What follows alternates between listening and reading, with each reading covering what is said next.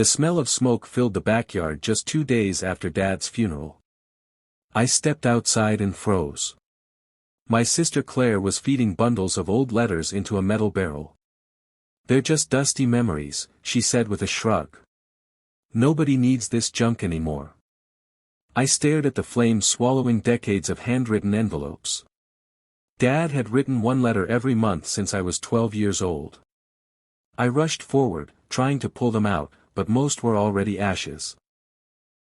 Then I noticed a single envelope lying beside the barrel. It had my name written across the front in Dad's familiar handwriting. Claire laughed. "Take it if you want. It's probably another boring life lesson." She had no idea that decision would destroy her own plans. I slipped the envelope into my coat pocket without opening it. That night, after everyone had gone home, I carefully unfolded the letter. Dad's handwriting looked steady and deliberate. "If you're reading this, it means I'm gone. There is something I never told anyone because I knew greed would destroy this family. Inside the old grandfather clock is a key. That key opens deposit box 214 at Franklin Trust Bank.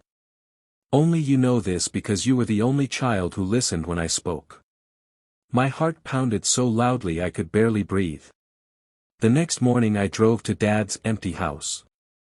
The grandfather clock still stood in the hallway exactly where it had been for 30 years. I remembered helping Dad wind it every Sunday afternoon. He always smiled and said, "Every clock hides more than time." At the time, I thought it was another one of his strange sayings.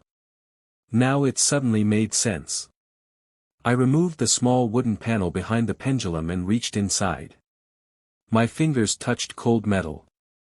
A tiny brass key rested in a hidden compartment exactly where Dad had described. 2 hours later I stood inside Franklin Trust Bank.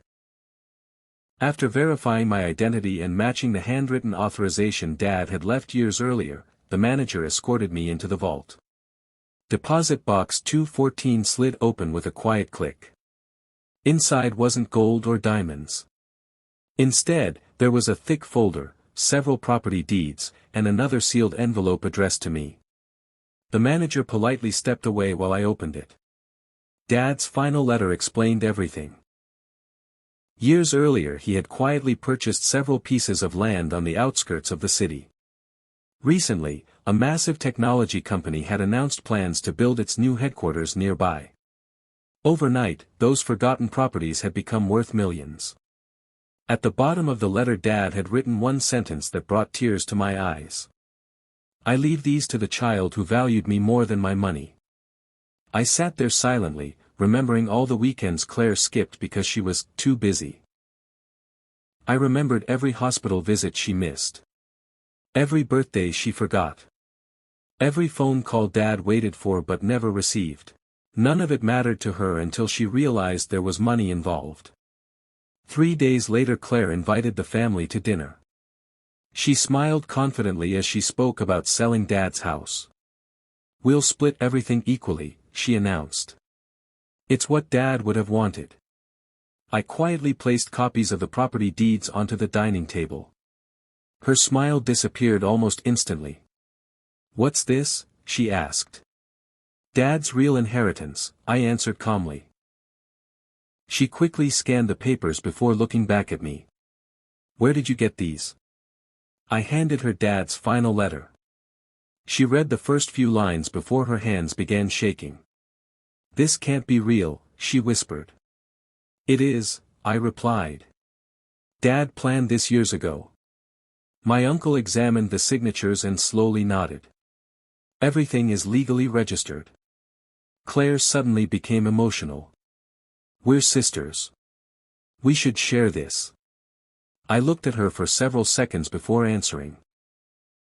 "Dad shared his time with both of us. Only one of us accepted it." The room became completely silent. Over the following months, lawyers confirmed every document was authentic. The inheritance belonged entirely to me according to Dad's legally recorded estate plan. Claire challenged it in court, claiming the letters had been manipulated. A handwriting expert proved they were genuine. Then security footage from the funeral week showed Claire burning dozens of Dad's personal letters before anyone had read them.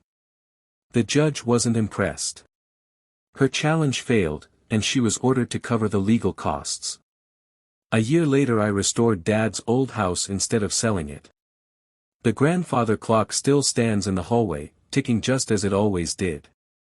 Every Sunday I wind it exactly the way Dad taught me. Sometimes visitors ask why I never sold the property for an even bigger profit. I simply smile.